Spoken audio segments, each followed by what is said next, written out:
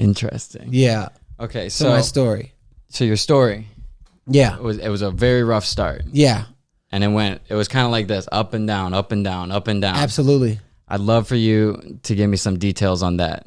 So, well, I was born in Houston, raised in Missouri City.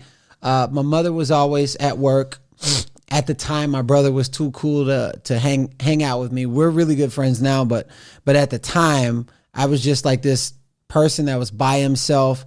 I would always get in trouble. I got kicked out of school every single year. I had to go to alternative school. When I wasn't at alternative school, I was at what is it called? Juvenile, for breaking into cars, breaking into houses.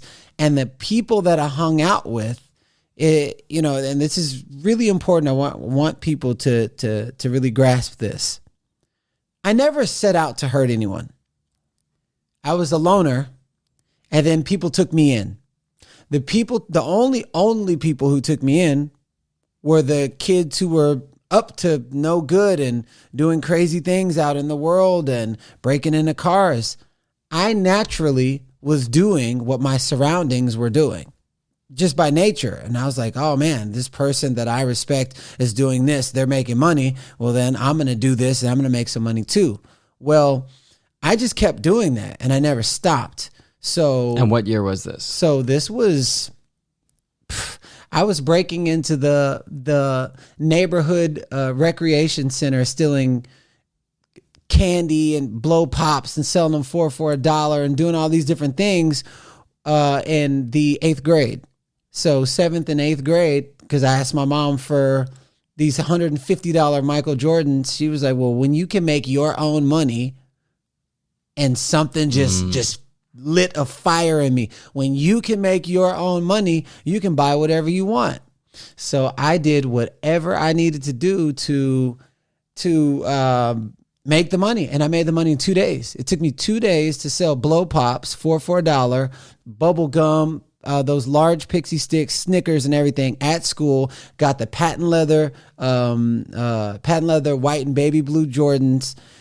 And I made the money. Where'd you get that from? You said, when I can make the money. You know what I'm saying? But that taught me something. When I want something, I got to work really hard to go get it. So my mom inadvertently taught me how to hustle, because she wouldn't give me anything, because most of my clothes came from garage sales and everything. And so just going through that, running in the streets with the rougher kids and everything, that was my upbringing. That was my domestication. Now, if you know how ABCs work, so the first forming of language, ABCs turns into words, turns into sentences, paragraphs, essays, books, libraries. So imagine the ABCs of growing up in a rough environment.